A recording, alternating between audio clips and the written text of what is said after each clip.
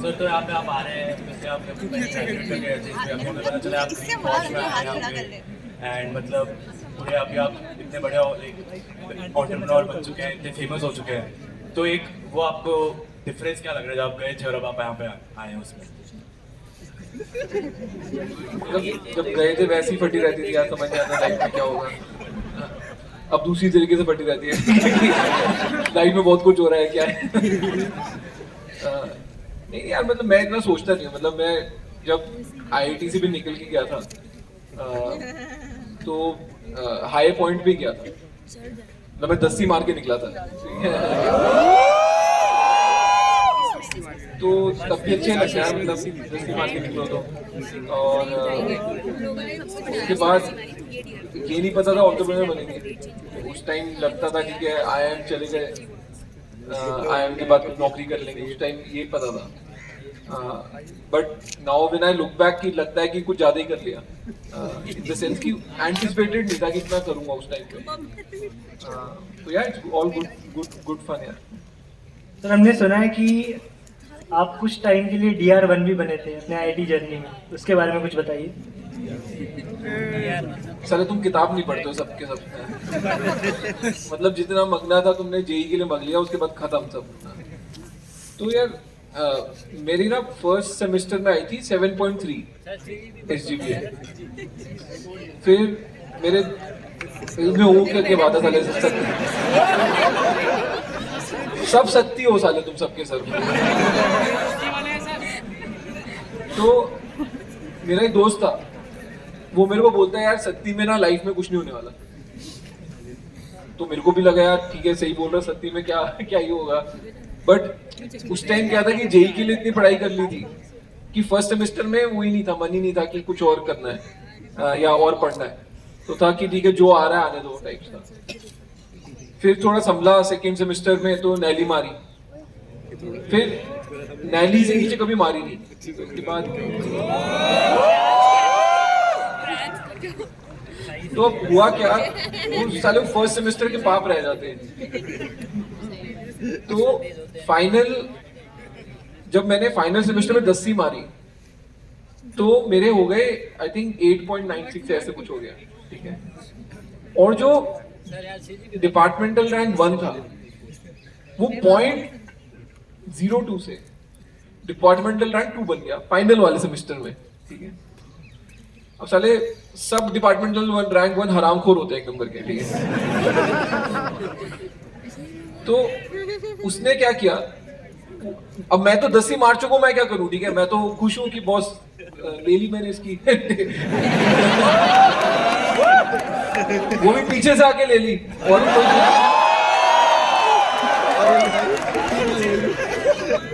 तो अब सारा वो गया प्रॉफ के पास, और मतलब वो जो होता है ना, क्या बोलते हैं उसको, रंडी रोना रो दिया पूरा। बोलता है कि सर मेरे साथ मेरी तो लाइफ खत्म हो गई, मतलब 3.5 साल तक मैं डिपार्टमेंटल रैंक 1 और फाइनल सेमेस्टर में आते आते डिपार्टमेंटल रैंक 2। तो प्रॉफ ने भी उसमें तरस खा के ना उसको 1 ग्रेड एक्स्ट्रा कर दिया, तो मैं 0.02 से फिर डिपार्टमेंटल रैंक 2 बन गया। ये कहानी। सर आपसे बात करने में हम भूलिए कि हमें फेलिसिटेशन भी करना है, so we would like to begin the felicitation. So to welcome our very special guest, we have our professors who will be felicitating Mr. Ashir Grover.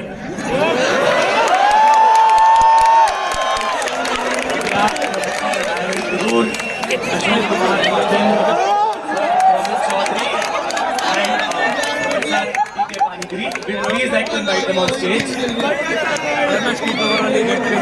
round of applause करा, तालियां बजा रहे हैं।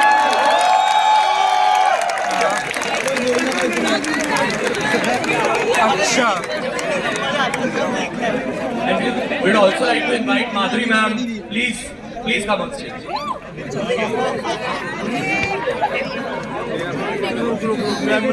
मैं कराता हूँ, मुझे 2 मिनट दे।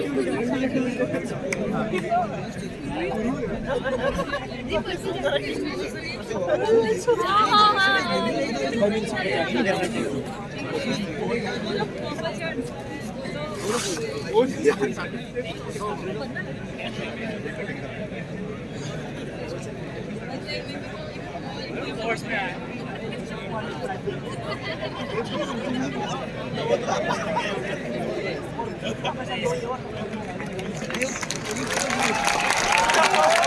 बजाते रहो guys.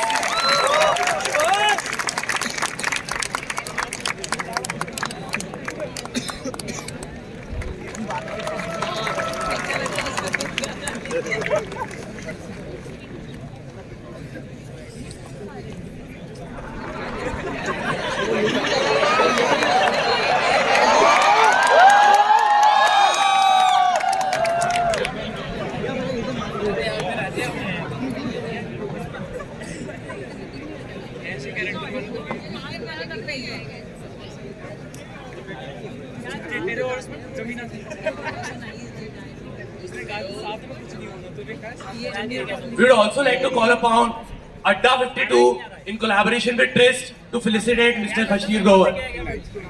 Huge round of applause. अभी एक दो और होंगे guys.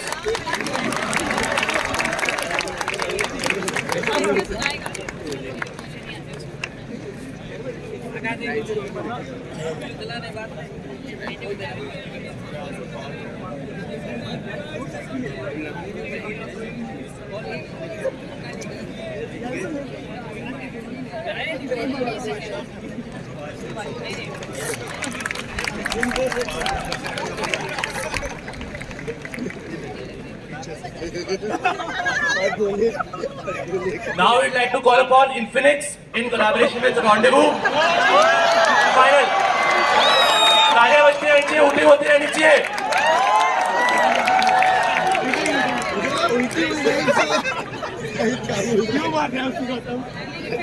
मुझे यही सुनाई दिया, तालियां बज रही थी, उल्टी हो रही थी.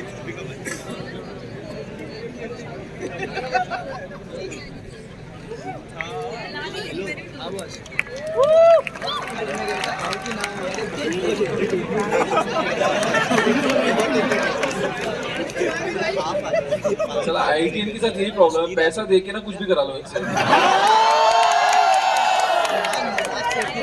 सर आप भी IIT से हो? मैं कौन सा मना कर रहा हूँ. आप जल्दी कर, इसके बाद मेरे को शादी में जाके नाचना है. सर आप ये बताओ, आप IITians की इतनी उड़ाते क्यों?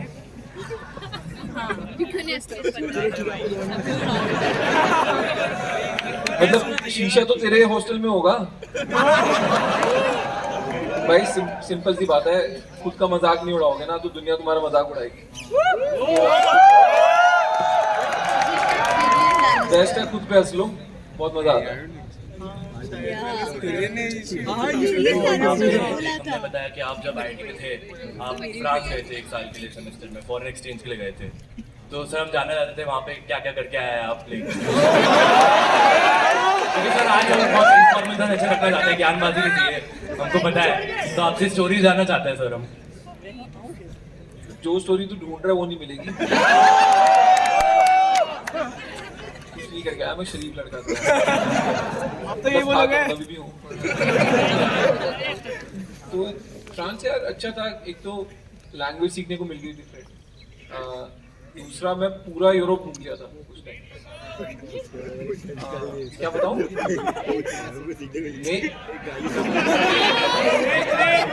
मेन बात, ट्रेन बात.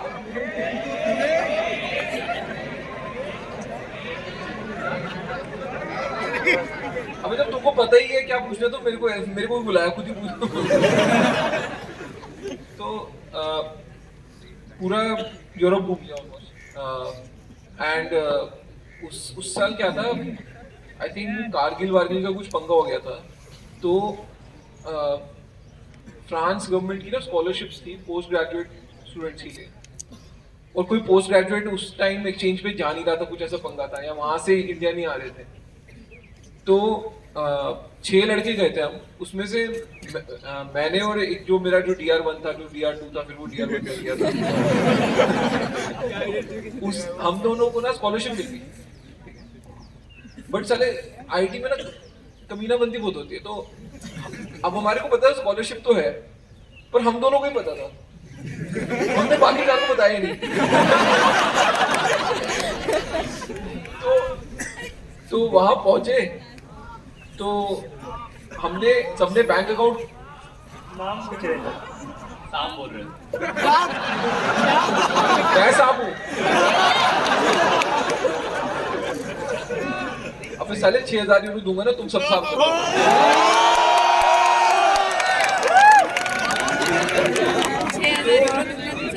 अब वहाँ पे अपने बैंक अकाउंट खुलवाए, ठीक है।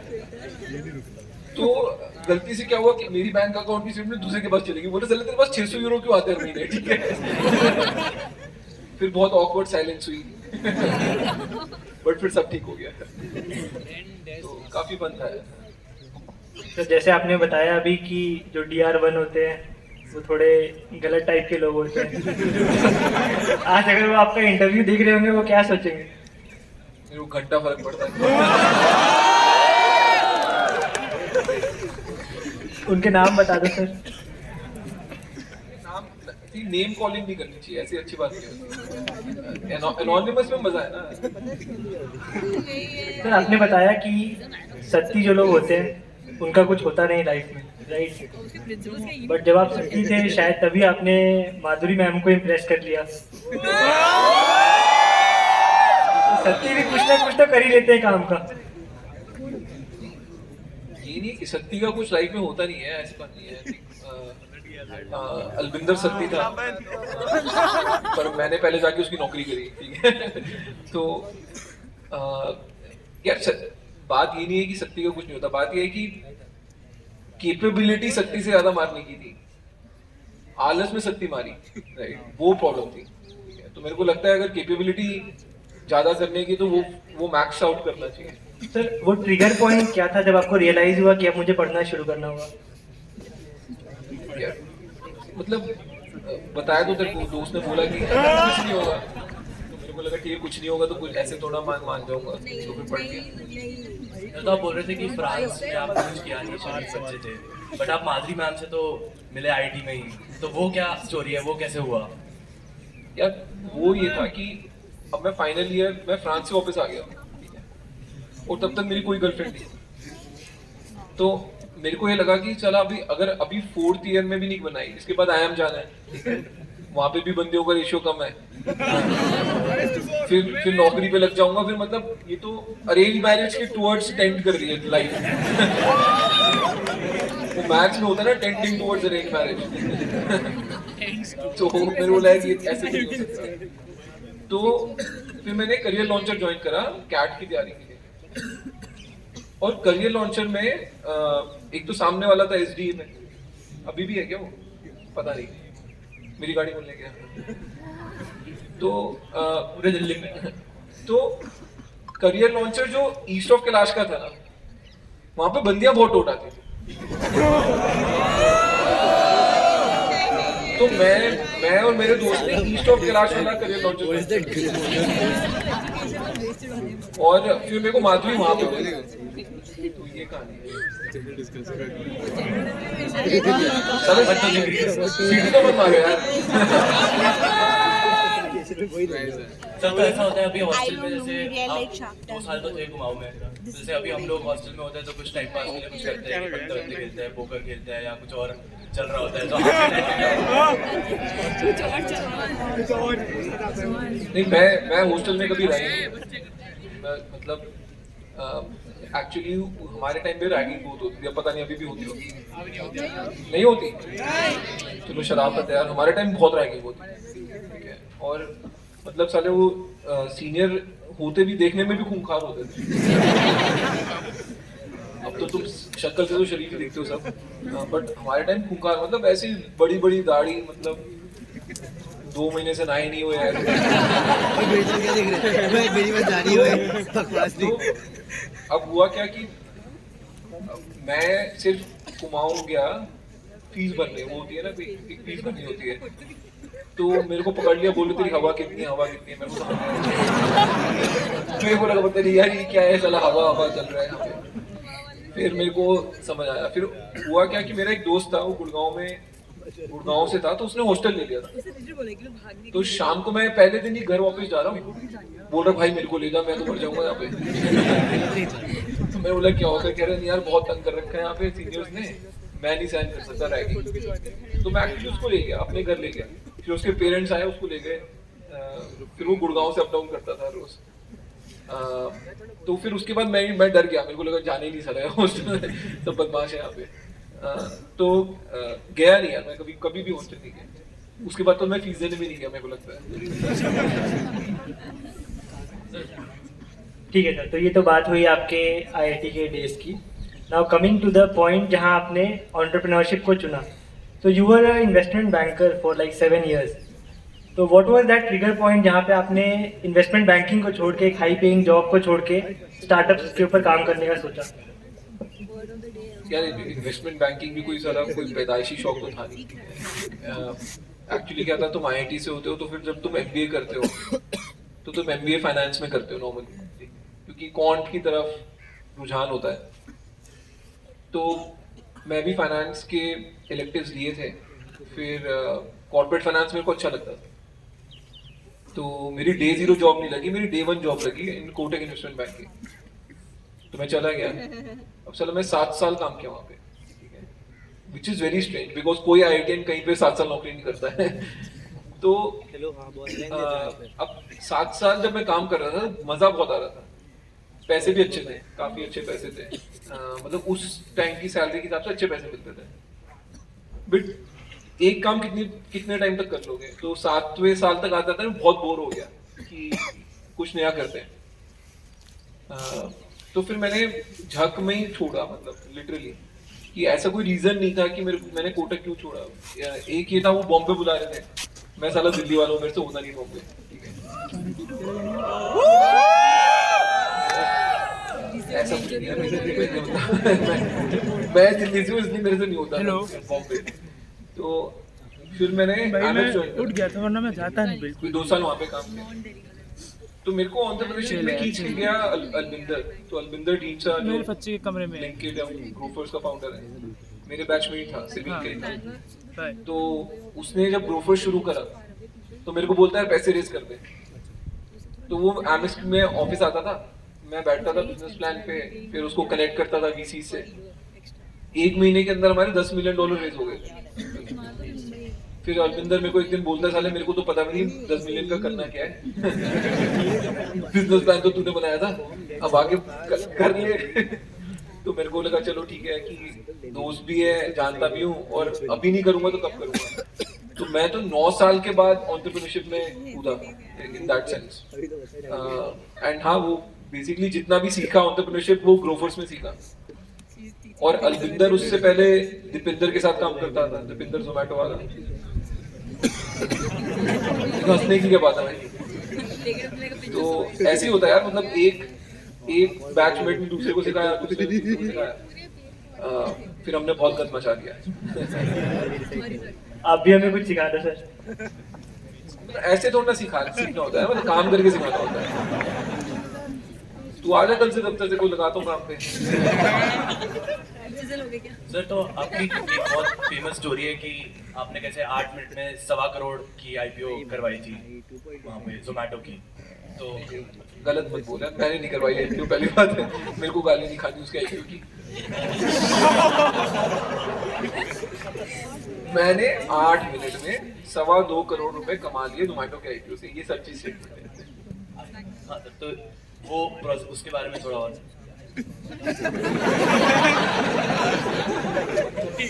भाई एक कहानी कितनी बार सुनाऊं, इनकम टैक्स वाले भी बोलेंगे साले तूने कितने बार 2.25 करोड़ कमाया। नहीं यार, उसमें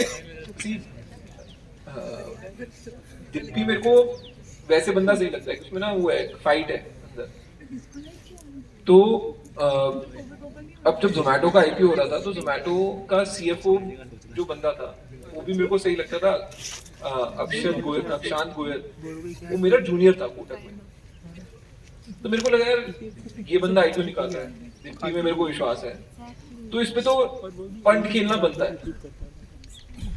अब हुआ क्या, एक ना कॉन्सेप्ट होता है आईपीओ फाइनेंसिंग का, अब वो खत्म हो गया है, बट एक एचएनआई फाइनेंसिंग का कॉन्सेप्ट होता था। उसमें क्या है कि आप ₹5 रखो, बैंक आपको 95 रुपीज लोन देगा, और 100 रुपए की एप्लीकेशन लग जाएगी। तो मैंने 5 करोड़ रुपए रखे, कोटक से 95 करोड़ रुपीस का लोन लिया एक हफ्ते के लिए। अब 10% के हिसाब से 20-25 लाख के बीच का इंटरेस्ट अमाउंट बनता है। तो 20-25 लाख रुपए मैंने कोटक को दे दिए इंटरेस्ट दे दिया। अब वो 100 करोड़ रुपए की एप्लीकेशन लग गई मेरे नाम से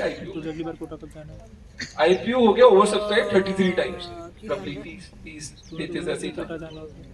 तो मेरे को 3 करोड़ रुपए के शेयर मिल गए और कोटक के 95 वापस चले गए और मेरे में भी 5 जो थे 3 करोड़ के शेयर मिल गए, 2 करोड़ रुपए मेरे को आज मैं आई थी। अब जब आईपीओ खुला जिस दिन, वो 76 रुपीज में अलॉट हुए थे शेयर।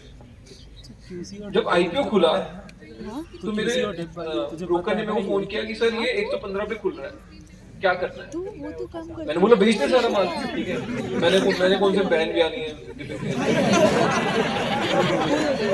मैं इसके शेयर्स को होल्ड करके बैठूंगा, ठीक है। वो भी कहाँ पे था? मैंने बोला बेच दे। फिर वो बोलता है सर मैं आपको रिकॉर्डेड लाइन पे लेना, रिकॉर्ड करते हैं कि हाँ बेच दो खरीद लो। मैंने बोला सर पहले रिकॉर्डेड लाइन पे लेता ना, तो जब तक उसने मेरे को रिकॉर्डेड लाइन पे लिया स्टॉक और बढ़ गया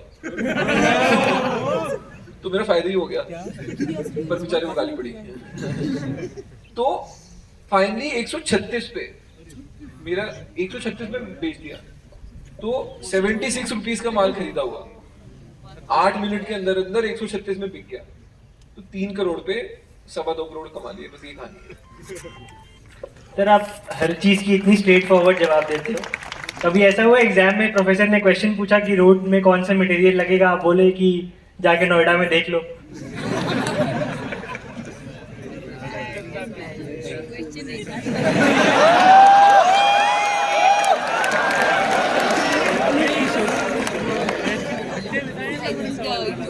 आपके बॉसेस आपसे कैसे डील करते हैं जब आप जॉब कर रहे हैं? बॉसेस कैसे डील करते हैं? यार बॉस नॉर्मली ठीक है सारे बॉसेस। एक्चुअली सब बॉसेस को ये तो पता था कि मैं उनसे ज्यादा शाना हूँ, तो मेरे को अब वो मेरी गुड बुक्स में ही रहते थे नॉर्मली। नहीं अच्छे बॉसेस थे यार, मतलब मेरे को सबसे सीखने को मिला है एंड मजे करता था मैं तो। मतलब काम में मजा आना बहुत जरूरी है, ये बहुत ही क्लीशे सी चीज लगती है, बट एक टाइम के बाद ना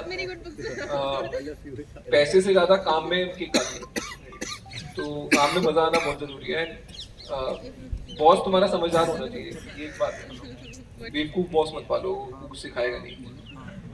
सर तो यूजुअली एंटरप्रेन्योर सक्सेसफुल तो होते हैं, बट मतलब बहुत कम इतने लाइक फेमस होते हैं। आप देख रहे हैं आज आप आए हैं, पूरा हमारा ओपन एयर ऑडिटोरियम भरा हुआ है, और मतलब ऐसा आपका एक ये जो चार्म है यंग ऑडियंस को बहुत ही ज्यादा वो लगता है। तो ऐसा क्या किया आपने सर कि यंग ऑडियंस जब भी आ रहे हो नहीं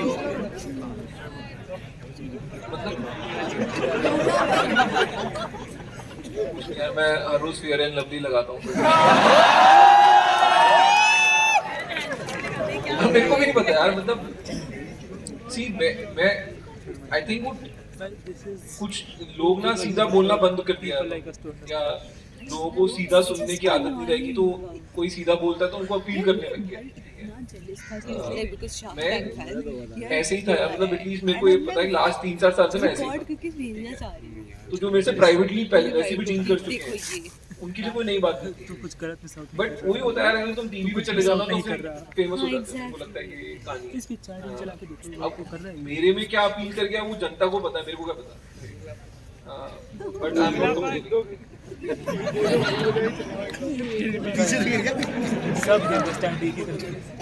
फिर अब आते हैं उस चीज के ऊपर जिसने आपको बहुत ज्यादा फेम दिया, शार्क टैंक। सीजन 2 में सर आप दिखे नहीं।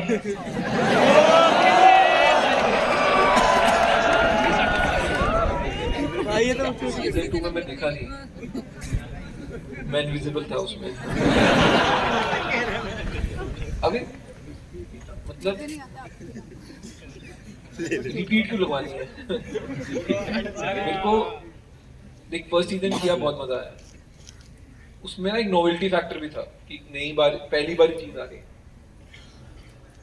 सेकेंड सीजन में जब तुम कर रहे हो ना तो novelty factor is out of the window.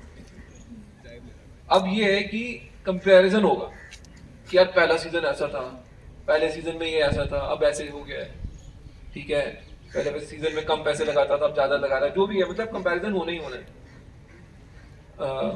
अब वो मैं किस कारण से नहीं दिखा वो तो यार सोनी वाले बताएंगे।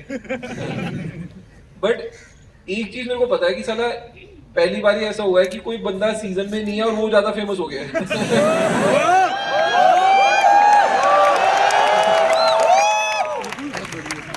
मतलब मेरे इंस्टाग्राम फॉलोअर्स बढ़ गए हैं मतलब जब से सीजन शुरू हुआ है। एंड मैं सोच भाई कुछ तो गड़बड़ है। तो मैं बुल्सफ्री नाम की एक कंपनी उसका फाउंडर हूँ और अभी मैं शार्क टैंक में गया था, वहाँ पे मुझे डील भी मिली। अमन और पीयूष ने डील दिया, बट वो एक जो एसेंस होता है शार्क टैंक का जिसके लिए लोग देखते हैं, विच इज जब कोई एंटरप्रेन्योर वहाँ आया है और अश्नीर उसके सामने बैठे हुए हैं, वो वाला डर नहीं आया वहाँ पे। तो ये सोच रहा है कि मैं इसको शार्क टैंक के बाहर भी पैसे दे दूंगा, कुछ नहीं। मतलब मैं शार्क टैंक पे नहीं हूँ, इसका मतलब ये नहीं मैं बेवकूफ हो गया। हमने इनफैक्ट पोस्ट में भी देखा शार्क टैंक के लोग कमेंट्स में लिख रहे हैं कि ब्रिंग बैक कश्मीर। तो ऐसा कुछ आपका प्लान है आगे, कभी आप दोबारा कंसिडर करेंगे? नहीं। मतलब एक अब तू गेम थ्योरी सोच, तू सारे सब पढ़े लिखे इंसान हो। अगर सोनी की तरफ से सोच, ठीक है, उन्होंने मेरे को सेकंड सीजन में नहीं दिया, दो आउटकम थे, या तो सक्सेस होगा या फेलियर होगा। अगर सक्सेस हो जाता तो साले मेरे को ले रहे थे थर्ड सीजन में, नहीं ले रहे थे ना। अगर फेलियर हो गया वो मेरे को बोलते हैं कि तुम थर्ड सीजन में आ जाओ, ठीक है, तो साला उनका फेलियर क्या हुआ? ठीक है, अभी तो मैं उनको उनका फेलियर दिखाऊंगा।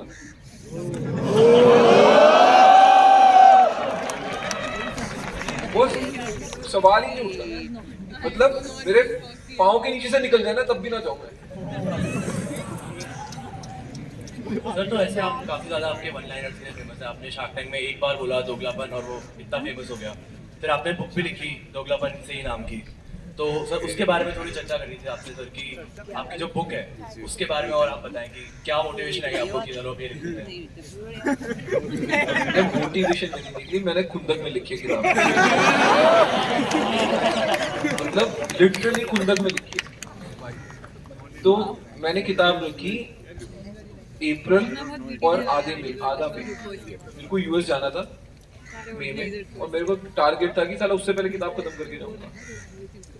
अब मैंने तो किताब लिख ली, पब्लिशर की फट लगी, ठीक है, पब्लिशर बोल रहा है ऐसे कैसे लिख सकते हैं। मैंने बोला भाई मेरी ऑटोबायोग्राफी है, मतलब मैं जैसे मर्जी लिखूंगा। अब वो बोल रहे हैं आपने इसको छूटिया कैसे बोला। लॉयर पूछ रहा है, कह रहा है कि अब प्रूफ दो। मैंने सब प्रूफ दे दिए कि भाई अगर मैं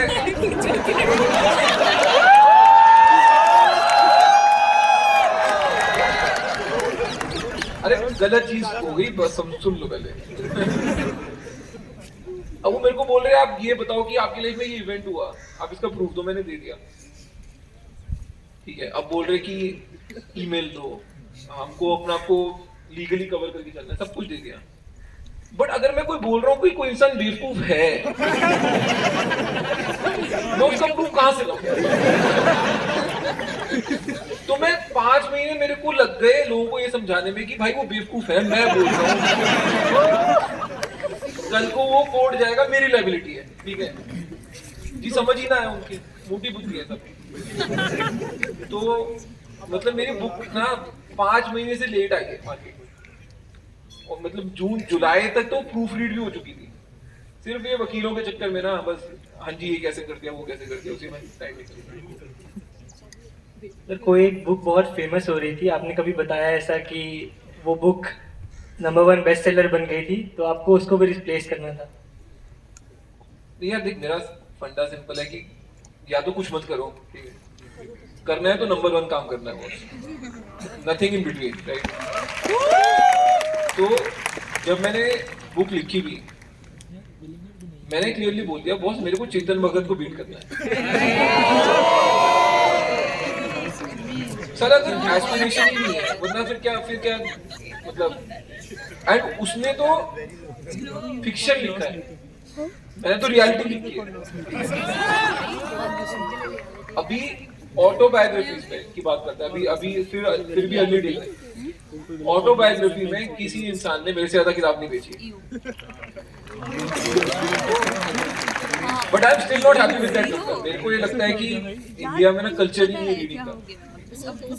तो अब मैं तुमको पढ़ना तो सिखा नहीं सकता, तो फिर मैंने ऑडियो बुक निकाल दी इंग्लिश में, ऑडियो बुक निकाल दी हिंदी में, अब हिंदी बुक भी निकाल दूंगा। मतलब छोड़ूंगा नहीं, मतलब इंसान बोलेगा चला छोड़ यार इसको पढ़ के खत्म करते हैं तंग करते हैं। जो आपका प्राइमरी मोटिव था बुक लिखने का वो पूरा हो गया। हाँ खुद तो मिलेगी। कितना टाइम लगा आपको बुक लिखने में पूरा?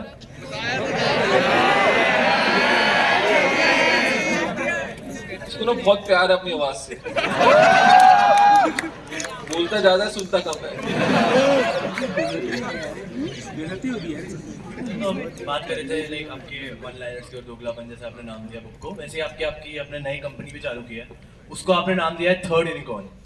सर तो आपकी नई कंपनी, आप किस चीज के बारे में आप हम जानना चाहते हैं? आप आईटी आपके यहाँ पे यार देख, वो थर्ड कंपनी किस बारे में है वो तब पता चलेगा जब वो कंपनी ऐसा कोई प्रोडक्ट निकालेगी विच इज मार्केट वर्दी। ठीक है, मेरे को ये लगता है कि हाँ ठीक है, मेरा एक पर्सनल ब्रांड है, तो मैं कुछ भी प्रोडक्ट निकालूंगा उसके अराउंड एक इंट्रीग होगा, तो लोग ट्राई कर लेंगे, बट वो मेरी मार्केटिंग स्ट्रेटजी नहीं है।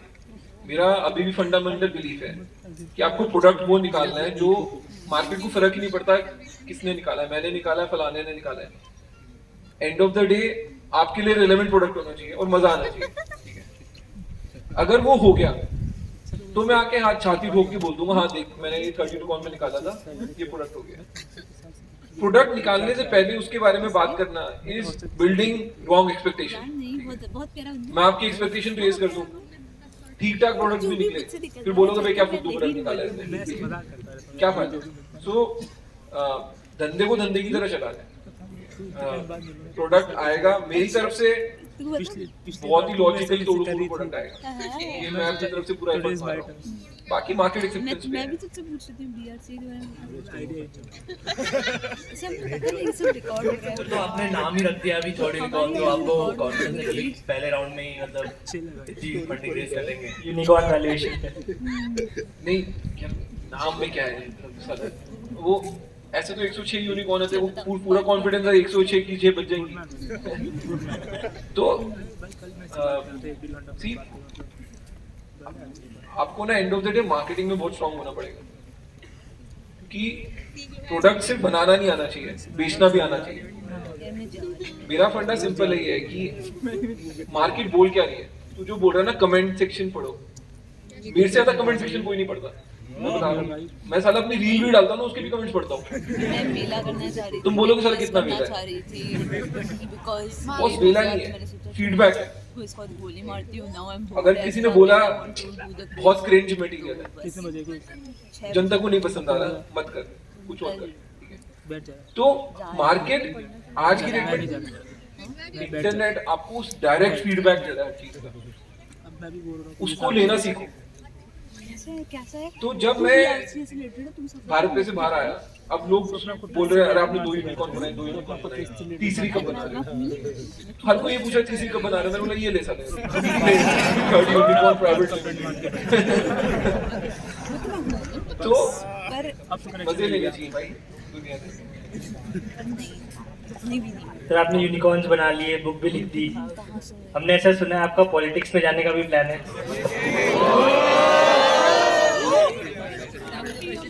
हाँ प्लान है। थर्ड यूनिकॉर्न से पहले होगा या उसके बाद? चलिए यार उसका क्या लेना देना? देख अगर तुम बिजनेसमैन पॉलिटिशियन हो, तुम्हारा बिजनेस अलग चल रहा है, तुम्हारा क्या कहते हैं राज्यसभा लोकसभा जो भी तुम्हारी सीट है, जो भी एमएलए वो अलग चल रही है, तो आपको मल्टीपल चीजें हैंडल करनी आती है। पहले और बाद में कोई कोरिलेशन ही नहीं है। ना कोई कॉजेशन है। तो अब मेरा धंधा साला कब चले नहीं चले पता नहीं, इलेक्शन तो 2024 में ही होगा। तो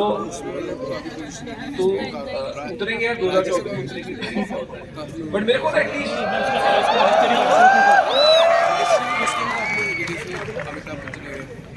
मतलब मैं अब मैं जीतूं हारूं मेरे को नहीं पता, because politics is a very different for me. मैं लॉजिक वाला बंदा हूँ, वहाँ पे लॉजिक कम चलता है।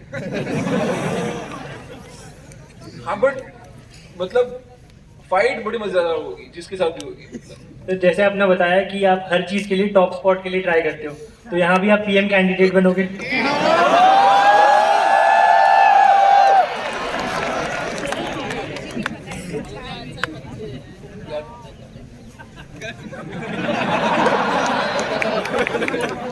अब मैं सोच रहा हूँ कि मैं पॉलिटिकली करेक्ट आंसर दूं या इनकरेक्ट आंसर दूं। अपने तरीके से दे रहे हो सर। नहीं यार, मोदी जी बहुत अच्छा काम कर रहे हैं।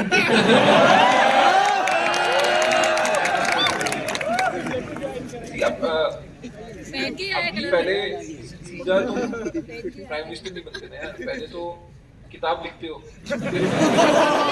फिर वो किताब बेस्ट सेलर होती है, तो पहले तुम एमपी बनते हो। मेरे को यह कि एमपी बनने का ख्वाब रखो, उसके बाद अगर काम ढंग का करोगे तो पहुंचोगे यार जहाँ पहुंचना। वही बात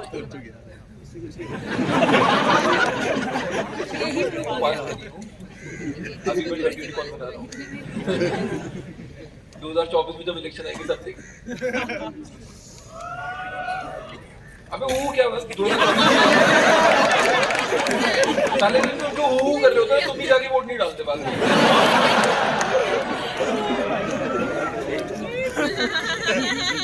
सर एक रैपिड फायर का सेक्शन है, तो 2 ऑप्शन होंगे, आपको उसमें से एक चूज करना है और बताना है आपने वो क्यों चूज किया।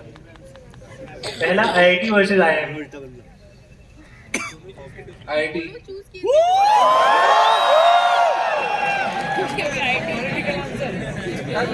इसलिए नहीं कि मैं आ बैठा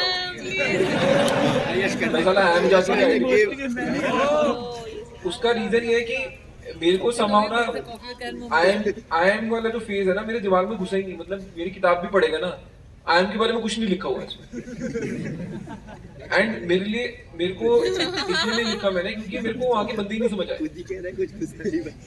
मतलब डे जीरो नौकरी के ऊपर ही नहीं उठ पा रहा है। मतलब कुछ सीख लो, कुछ कर लो, कुछ इंक्विजिटिवनेस होनी चाहिए, कुछ नहीं था वहाँ पे, सबको नौकरी करनी थी। तो मेरा जनरल बिलीफ है, मैंने ज्यादा फन किया आईटी में, और मेरी मेमोरीज भी ज्यादा आईटी की है। दिल्ली के लौंडे और बाहर के लौंडे।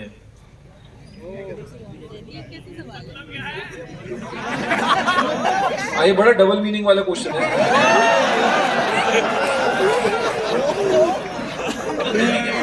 ये क्या पूछ लिया? मैं तो कहानी सुना। एक बहुत फेमस फाउंडर है, मैं नाम नहीं लूंगा। तो वो भाई साहब गए अहमदाबाद। अब वो साउथ का बंदा है, उसको इंग्लिश आती है कम, तो बहुत सारे लोग आए। तो उसने उनको एड्रेस करने के लिए, उसके दिमाग में वर्ड नहीं आ रहा था कि लोग का क्या वर्ड होता है। और वो उन लोगों में ना मेल्स बहुत ज्यादा थे, मतलब प्रीडोमिनेटली मेल ही थे ऑडियंस में। तो वो अपने दिमाग में वर्ड ढूंढ रहा लौंडे।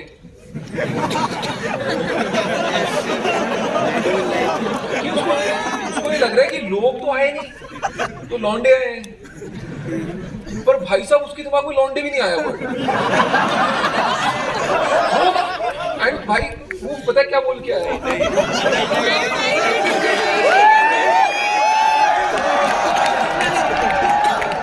वो उनको बोल के आया आप सब लोड़े आए।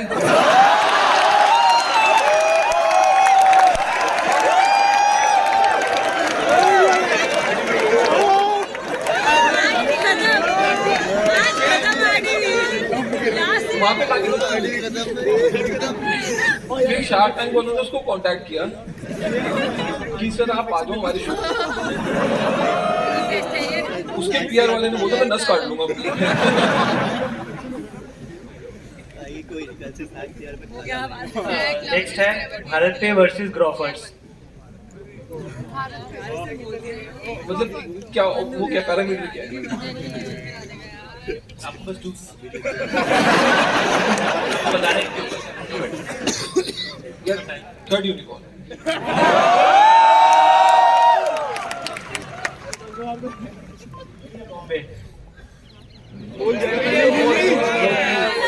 तो करण जोहर टाइप क्वेश्चन है, नेपो किड्स वाले क्वेश्चन है। ऑफ कोर्स दिल्ली यार, मतलब इसमें ऑप्शन ही क्या है? मनी या पावर? मतलब ये एक्सक्लूसिव चीजें कब से हो गई?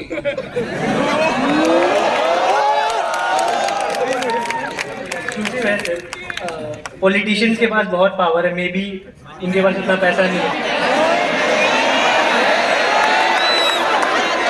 मे बी इसने जेई कैसे क्लियर किया बताओ?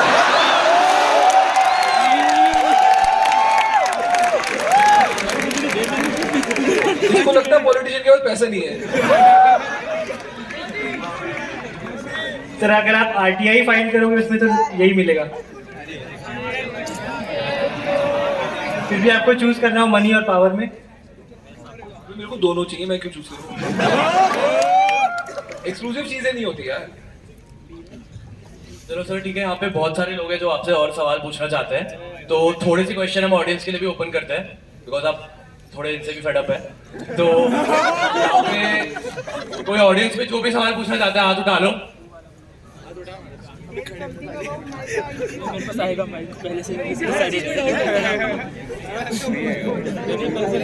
नीचे यार जो भी माइक पकड़ा दो।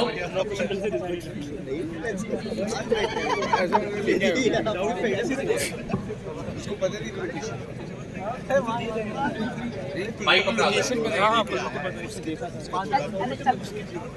सर आप जब फॉरेक्स में थे तो ऐसा मोस्ट इंटरेस्टिंग पर्सन आपको जब भी याद हो, कोई ऐसे आदमी साहब मिले हो वहाँ पे?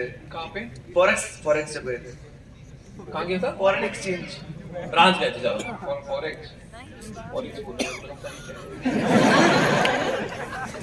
फॉरेन एक्सचेंज ये काफी इंटरेस्टिंग लोग मिले थे वहाँ फ्रांस में। एक फैमिली से मिला था, वो क्या होता था कि आपको होस्ट करते अपने घर। तो एक फैमिली थी वहाँ पे, और इनफैक्ट बाद में मेरे को इंडिया भी मिलने आए थे, तो मैं उनको घुमाने भी लेके गया था आगरा वगैरह। और उनकी एक लड़की भी थी, वो भी आई थी साथ में। ये तुम साले सबके सब आंटी हो। जब वो लड़की आई ना, मेरे मोहल्ले वाले भी ऐसी आवाजें निकालते थे। उनको लगा कि भाई साहब फ्रांस से पटा के आया लड़की, रवि की शादी हुई थी अब इससे। नहीं बट अच्छे लोग थे यार वो काफी, तो वही याद है मेरे को।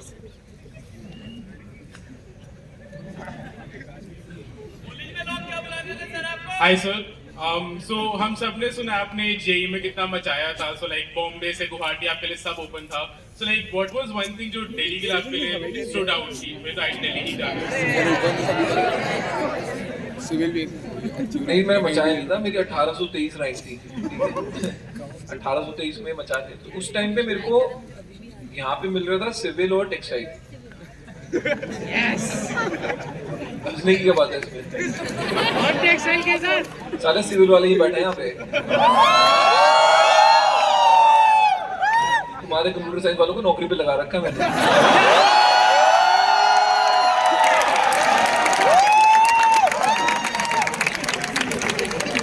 तो हुआ क्या कि मेरा एक और बैचमेट था, उसने भी सिविल दी थी। तो अब हमारे को ना कीड़ा चढ़ा कि डीसी में रैंक अच्छी आएगी, तो ऐसे डीसी के ओरिएंटेशन के लिए चले गए वॉर में। तो वहां पे जाके हम सुनते रहे, बट 15 मिनट में वहां डीसी एंटर करके डिसाइड हो गया था हमने करना तो है नहीं, ठीक है।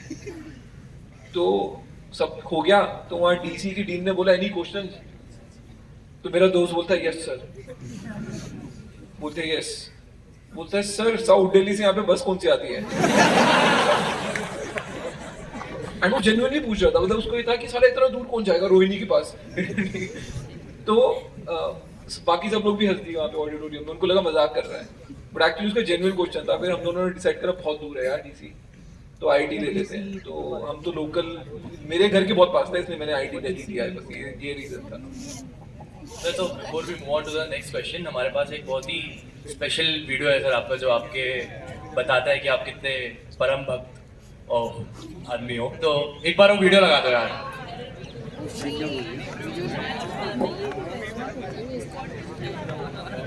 अच्छा बस कौन है, लेकिन वो नहीं है।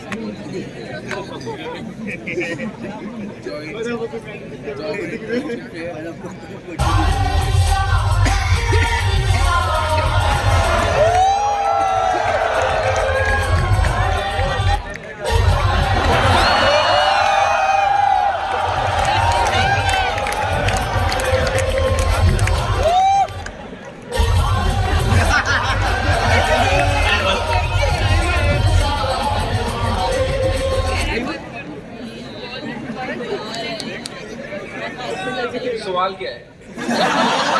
सर सवाल ये, इतना ट्रांसफॉर्मेशन कैसे आया? मेरे को ये वीडियो बहुत अच्छा लगता है भाई। मतलब कोई तुम्हारा डॉपलगैंगर ढूंढ रहा है दुनिया में, ये बहुत कम लोगों के साथ होता है। दूसरा,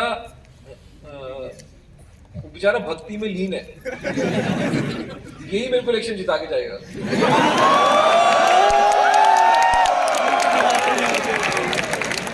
तो मैं तो कभी डिनाई नहीं करता कि मैं ये था या नहीं था। I can neither confirm not deny. यार ट्रांसफॉर्मेशन क्या है कि देखो बोला ना, मतलब मैं सारे काम खुंदक में ही करता हूँ, ठीक है। जब ये वीडियो आया मेरे को लगने लग गया साले लोगों को लगता है मैं इतना मोटा हूँ। फिर मैंने बोला कि साला अब पतला होके दिखाता हूँ, तो मैंने 12 किलो वेट लूज कर दिया इसके बाद। और पहले तो जिमिंग करी बहुत, मतलब तो बहुत तो नहीं, मैं 45 मिनट जिम करता था, उसमें 25 मिनट ट्रेडमिल पे करता था, 20 मिनट क्रॉस ट्रेनर करता था, और वेट्स वाले सेक्शन की तरफ जाता ही नहीं था। और पर मैंने खाना कम कर दिया बहुत ज्यादा। मेरे को 6 महीने हो गए, मैंने कुछ डेजर्ट नहीं खाया, कुछ मीठा खाया नहीं। तो बस यही है। ठीक है, कंटिन्यू करते हैं ऑडियंस क्वेश्चन। सर आपकी डिस्को लगी थी, डिस्को। सर सो एक सेकंड, ये अच्छा क्वेश्चन पूछा। क्या बोला? डिस्को क्या? सर आपकी डिस्को लगी थी क्या? डिस्को क्या होता था? रिएक्शन नहीं, डिस्को क्यों लगेगी मेरे पे यार? भाई मेरे पे सीधा हाइट है।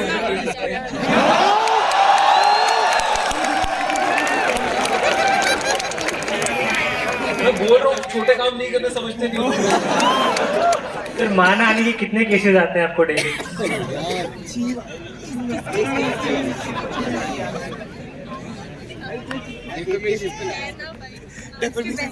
नहीं यार, इतना बेवकूफ थोड़ा हूँ।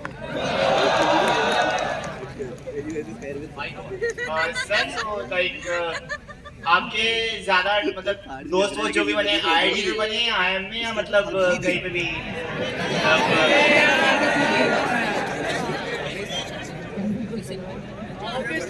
अबे मेरे कई दोस्त नहीं बनते यार। आईआईटी के थे पर वो छूट गए।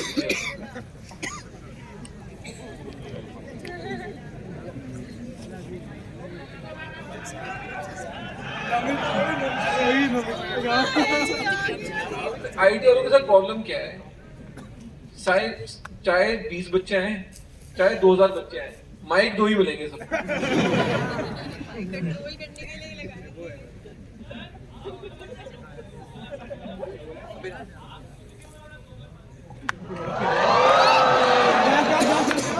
मैं पैदाइशी दोगला हूँ यार, मैं जेमिनाई हूँ, 2 स्प्लिट पर्सनालिटी है वैसे मेरी।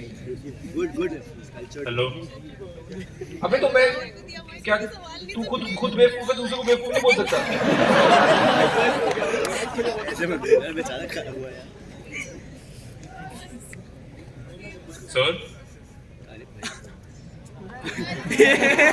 सरदार जी के कान में बोलते वो लाउड स्पीकर बनाया।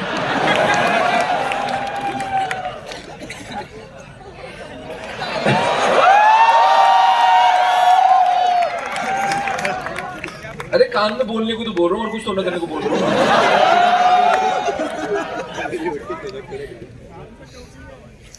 आप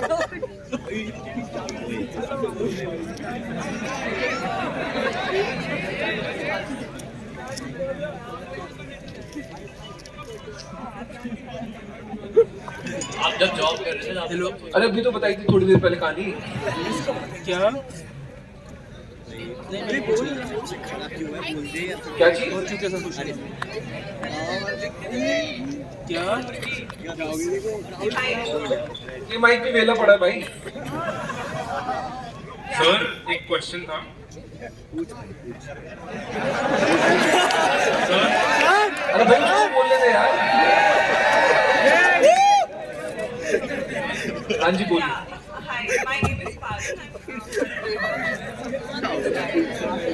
तेरी माइक के साथ भी आवाज नहीं आती। भाई बहुत अच्छा हुआ।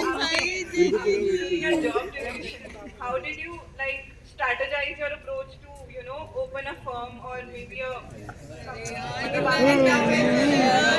माता जी भी थोड़ी देर पहले ये जवाब दिया था।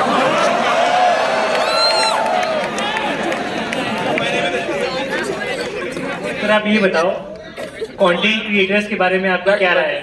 कंटेंट क्रिएटर्स के बारे में आजकल जो लोग आके आपको बताते हैं 5 टिप्स टू बिकम सक्सेसफुल, उसके बारे में आप क्या सोचते हैं? नहीं मेरे को इन्फ्लुएंसर बहुत अच्छे लगते हैं। मैं आज की डेट में मैंने इन्फ्लुएंसर्स के नाक में दम कर रखा है। मतलब कुछ इन्फ्लुएंसर मेरे को बोलते हैं कि सर गलती हो गई आपके साथ रील बना ली, साला आप हमारे धंधे में घुस गए हो, हमारा धंधा खाओगे आप। तो मेरे को इन जनरल ये लगता है कि जो एंटरटेनमेंट है वो सीरियसली इंस्टाग्राम पे मूव हो चुका है और अदर बाकी सोशल मीडिया में मूव हो गया है। एंड इन्फ्लुएंसर जो है वो नए सेलिब्रिटीज हैं और ब्रांड क्रिएशन जो होगा ना वो सब इंस्टाग्राम में इन्फ्लुएंसर के थ्रू होगा rather than the other way around. एक सिंपल चीज बताता हूँ, दीपिका पादुकोण ने एक नया कॉस्मेटिक का ब्रांड लॉन्च किया मेटा के ऑफिस में, कम से कम नहीं तो 50 फीमेल इन्फ्लुएंसर्स को बुला के।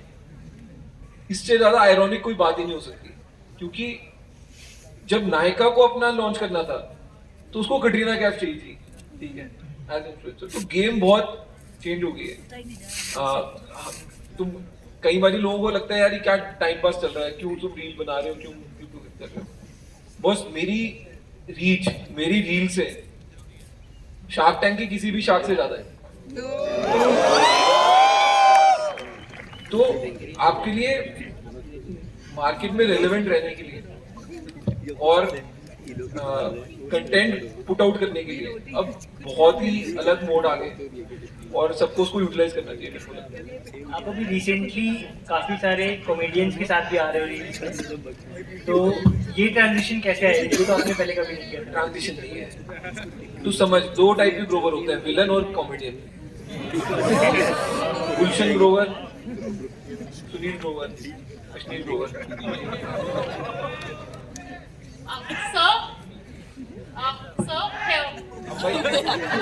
बोलो क्वेश्चन पूरा बोलो।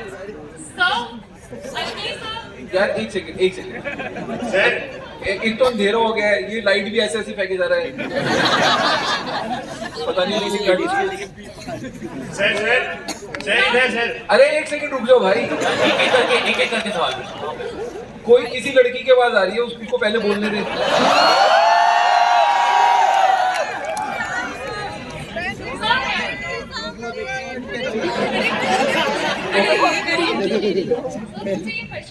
रिकॉर्डिंग में आप मैंने आपकी जितनी भी कॉन्वर्सेशन सुनी है, मैंने सुना है कि आप बहुत क्विक डिसीजन लेते हैं एंड बहुत unrealistic goal for a common man के हिसाब से सेट करते हैं। जैसे 7 आया रैंक, 7 CGPA, सीधा 10 मारेंगे, 7 ईयर से स्टेबल जॉब चेंज।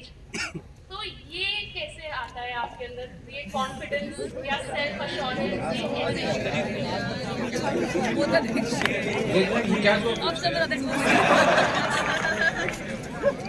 मतलब आता है तो आता है, अंदर से आता है कैसे? ये मतलब कोई कोर्स नहीं किया मैंने अंकुर वालों की कोई बुक नहीं पढ़ी।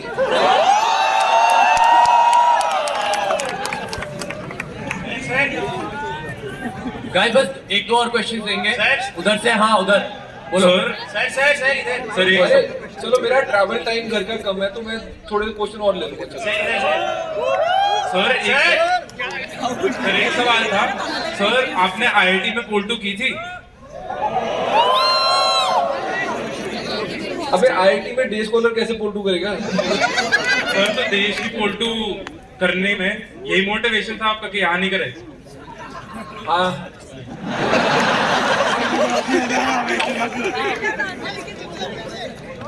सर जो आपके थर्ड यूनिकॉर्न अबे एक मिनट रुक जा, वो एंट्री में खड़ा है यार।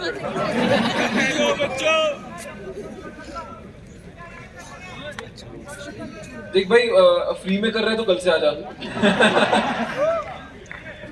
हाँ ठीक है, फिर लिंक्डइन में बोल दियो मैं वही लड़का हूँ जो व्हाइट हुडी में था और मैं जिंदगी भर आपकी गुलामी करूंगा। आपको 20 ऐसे लोगों के आ जाएंगे। नहीं पता लगा सब कल बोलो हम सब तो सभी व्हाइट में आए थे। नहीं लिंक्डइन पे रीच आउट मार दे पक्का से आते। शक्ल याद है मेरे को। सर यहाँ पे। अबे यहाँ पे कहाँ होता है मेरे को पता कहाँ पे। तुम सवाल पूछ रहे हो यार, आवाज तो आ रही है। ये बेस्ट है मतलब ये होता है गूगल मैप, हाँ वहाँ चले जाओ। वो वेट कर रहे हैं, पहले आप उनको देखो। सर सो थर्ड यूनिकॉर्न से पहले आपका इंडियन बिजनेस से पहले इतना इन्वॉल्वमेंट था, तो आप इंडिया की तो सारी मार्केट समझ गए। बट आपका यूएस में इतनी ट्रिप्स होती रहती थी, प्लस आपके इन्वेस्टर्स थे मिकी वगैरह, और आप ऐसे जॉर्ज बुश के बेटे वगैरह से मिले, तो आपने थर्ड यूनिकॉर्न इंडिया में क्यों स्टार्ट करा, मतलब बाहर यूएस में क्यों स्टार्ट किया? यार देख अच्छा क्वेश्चन है। मेरे को ना एक तो मेरा इंडिया से बाहर रहने का मोटिवेशन नहीं है, ठीक है। वहां पे जाके जब बर्तन धोने पड़ते हैं ना, वो सारी इंडिया के आउटसाइड की ड्रीम खत्म हो जाती है। मैं जब फ्रांस 1 साल रहा था, बहुत बर्तन धोए, बहुत खाना बनाया, वो चार्म खत्म हो गया मेरे को कि यार इंडिया के बाहर की लाइफ बहुत अच्छी होती है। दूसरा मेरे को लगता है कि अभी अपॉर्चुनिटी इंडिया में इतनी ज्यादा है, मैं क्यों यूएस जाके पहले समझूंगा कि मार्केट ठीक है, गलतियां करूं और वहां के लोगों से कम्पीट करूं, जब मेरे को अपने बैकयार्ड में अपने घर में बैठ के उससे बड़ा प्रोडक्ट बनाने का चांस है। तो मेरे को जेन्युइन बिलीव है कि नेक्स्ट डेकेड इंडियन डेकेड है, तो धंधा बनाना तो इंडिया में बनाना। हेलो सर, मेरा एक कॉमिक क्वेश्चन नहीं है, सीरियस क्वेश्चन है कि जैसे आपने एक वीडियो में बोला था कि आईआईटी में घड़े चूते होते हैं, तो ये रीजन भी हो सकता है कि पता नहीं होता है एंड कर इंजीनियरिंग रहे हैं, जॉब कहीं और कर रहे हैं एंड फाइनली बहुत कंफ्यूज रहते हैं। आप जैसे जॉब कर रहे थे तो आपने 7 साल एक कंपनी में एक कोटक बैंक में जॉब किया एंड फाइनली आप अचानक से सक्सेसफुल एपिटॉम पे चढ़ गए, तो how do you navigate through your life, how do you see कि मैं ये करूंगा, दैट इज माय क्वेश्चन। नहीं यार देख, मैंने जो बोला था वो एक डिफरेंट कॉन्टेक्स्ट में था। बाहर वालों को क्या लगता है कि आईआईटी में सब स्टड है, ठीक है। मैंने बोला था वो भ्रम है। हर जगह एक रेशियो होता है, जो स्टड निकलेंगे एवरेज निकलेंगे, कुछ नहीं करेंगे, ठीक है। आईआईटी में भी वो सेम रेशियो से ही काम होएगा। तो ऐसा नहीं है कि आप आईआईटी वाले को देख के घबरा जाओ, यार ये तो बहुत ही स्टड होगा, यार ये तो फोड़ देगा, ठीक है। End of the day IIT तुमको प्लेटफॉर्म दे रहा है, काम तो खुद ही करना है, ठीक है। तुम्हारे पहले बैच वालों ने अच्छा काम कर दिया तो नाम हो गया, बट आगे नाम रहेगा या नहीं रहेगा, या तुम कितना ग्रो करोगे वो तुम्हारे ऊपर है। मेरा सिंपल फंड है यार, मेरे को जो भी करना है मेरे को फन आना चाहिए उसमें, मतलब मजा आना चाहिए, जेन्युइनली मजा आना चाहिए। जब मजा आ रहा होता है ना तब फर्क नहीं पड़ता तुम कितने घंटे काम कर रहे हो, तुम्हारे अगेंस्ट क्या कोई बोल रहा है, क्या चल रहा है मार्केट में, तुम सब नेविगेट कर लोगे। तो मेरे लिए एक जो वो लाइट है ना कि क्या नॉर्थ स्टार बोलते हैं, वो ये है कि यार जो कर रहा हूँ मजा आ रहा है नहीं आ रहा है, तो that is what drives me end of the day. Sir IIT Delhi का क्या कंट्रीब्यूशन रहा आपकी लाइफ में जब आप आगे एंटरप्रेन्योर बने? कंट्रीब्यूशन क्या मतलब यहाँ पे अब यहाँ पढ़ा था, मतलब अब कल को तो बोल कि आपके माँ बाप ने आपको पैदा किया, उनका क्या कंट्रीब्यूशन किया, मतलब यार कोई परसेंटेज तो होना है कि हाँ जी पाई चार्ट में इतना आईटी दिल्ली का लगा लो। ठीक ठाक से। सर जो आपके थर्ड यूनिकॉर्न के को-फाउंडर हैं, उन्होंने बोला है कि थर्ड यूनिकॉर्न में एक फ्लैट हायरार्की रहेगी, तो आप उस यूनिकॉर्न में भसड़ कैसे मैनेज करोगे जो भसड़ बचेगी? फ्लैट हायरार्की में तो कम भसड़ होनी चाहिए ना यार। सर लेकिन अगर डेकोरम कैसे मेंटेन होगा अगर कोई किसी के ऊपर नहीं होगा तो? नहीं डेकोरम यार, किसी के ऊपर तुम किसी के ऊपर लॉजिक से होने चाहिए, ठीक है, और काम से होने चाहिए। ये नहीं कि मैं तेरे से उम्र में ज्यादा हूँ तो मैं तेरे ऊपर बैठा हूँ, या मैंने कंपनी तेरे से पहले ज्वाइन करी थी, या मैं पिछली कंपनी में वीपी था, ठीक है। तो मैं एक कंपनी थी व्हाट्सएप, जब वो $20 बिलियन की बिकी, 55 लोग थे कंपनी में, ठीक है। और नीरज अरोड़ा भी अपना आईटी दिल्ली का लड़का है, ठीक है, मेरा अच्छा दोस्त भी है, मेरी उससे काफी बात भी हुई है। उस कंपनी में भी सबके रोल्स बटे हुए थे, बट 55 लोगों में कोई वो नहीं थी, हायरार्की नहीं थी। किसी की फटती थी तो दूसरा बंदा काम उठा लेता था। तो मैं वो अटेम्प्ट कर रहा हूँ। मेरे को ना फौज नहीं पालनी 1000 लोगों की, 50 हाई पोटेंट बंदे लेने और उनको एक मेरिटोक्रेटिक स्ट्रक्चर देना है काम करने का, जहाँ पे उनको इनसिक्योरिटीज ना हो, ठीक है। इसका मतलब ये नहीं कि काम अनस्ट्रक्चर्ड तरीके से होएगा। हेलो अश्नील सर, इधर एक क्वेश्चन पूछना था। गाइस बस ये लास्ट क्वेश्चन है सर। एक लास्ट क्वेश्चन था कि आप सर लेफ्ट इधर ये क्वेश्चन ये था कि मतलब मुझे आप बहुत पसंद हो एज अ एंटरप्रेन्योर। अरे ठीक है भाई, क्वेश्चन तो सुन लो। तो अब मतलब एकदम सीधी बात, ज़्यादा बकवास नहीं, बट ऐसा है कि आपकी मतलब आप बात बोलते हो तो थोड़ा ऐसे प्राइड दिखता है कि हर बात में थोड़ा ईगोइस्टिक, थोड़ा सॉर्ट ऑफ। तो आपको ऐसा नहीं लगता कि कभी मतलब कुछ नुकसान हो गया होता है? कंस्ट्रक्टिव क्रिटिसिज्म कि जैसा आप बोलते हो, लोग जो बोलते हैं उनके बारे में उनकी सुनना चाहिए। मतलब मुझे भी काफ़ी लोग दोस्त ऐसे बोलते हैं कि यार क्या बंदा है, हमेशा ऐसे बोलता रहता है, प्राइड में अपना खुद का घमंड है। तो मतलब इसके बारे में क्या कहोगे? यार देख, प्राइड नहीं है मेरे को, ये विट है, ठीक है। प्राइड तो तब होता है ना कि कुछ उखाड़ा नहीं और चौड़े होके घूम रहे हो, ठीक है, वो प्राइड है। जब मेरे साथ कोई काम करता है, राइट, बिल्कुल लॉजिक का काम है, उसमें कोई ये है ही नहीं, घमंड नहीं है कि भाई मैंने बनाया है, मैं बता रहा हूँ तो ऐसे कर। अभी भी मैं अपने को-फाउंडर के साथ 10 चीजों पे लड़ता हूँ या भिड़ता हूँ, ऑलवेज लॉजिक विद। ये नहीं है कि भाई मेरा लॉजिक है तो या मेरी कंपनी में स्टेक ज्यादा है तो मैं जो बोल रहा हूँ वो करो। बाकी यार जब थोड़ा भी कुछ लाइफ में उखाड़ोगे तब भी कॉन्फिडेंस नहीं आएगा। एक ना ये अंडर कॉन्फिडेंस बहुत ही वोक कॉन्सेप्ट है कि आप बिल्कुल क्या बोलते हैं उसको, मॉडेस्ट बन के रहो, ठीक है। मेरे को लगता है वो सही नहीं है यार। मतलब मैं जब एक स्टेज पे हूँ, जब मैं एक पब्लिक कॉन्वर्सेशन कर रहा हूँ, ठीक है, तब का जो मोड है वो ये है, ठीक है। तू मेरे से प्राइवेट कॉन्वर्सेशन करेगा तो लगेगा यार ये बंदा ही डिफरेंट है, तो प्राइड नहीं है। अगर वो प्राइड दिख रहा है तो वो तुम्हारी समझ में प्रॉब्लम है, मेरा तरफ से वो प्राइड नहीं है, ये तो मैं बोल सकता हूँ। आप पोकर खेलते हो, आ जाओ। क्या नहीं, कोई नशा नहीं है। देख एक चीज मैं तरीके से सूफी हूँ, ना मैं सुट्टा मारता हूँ, ना मैं दारू पीता हूँ, ना मैं माल खाता हूँ। और कोई ये नहीं है कि नया सूफी हुआ हूँ, कॉलेज के टाइम से सूफी हूँ। बस गाइस, तो बस भाई मैंने कोई जॉब इंटरव्यू देना है क्या हमें? ठीक है यार गाइस, सवाल जवाब अब बंद करते हैं ऑडियंस से। And now will like to call the team of Tryst for our much awaited date launch sponsored by Adda 52। सो एक बार सब ताली बजा दो यार।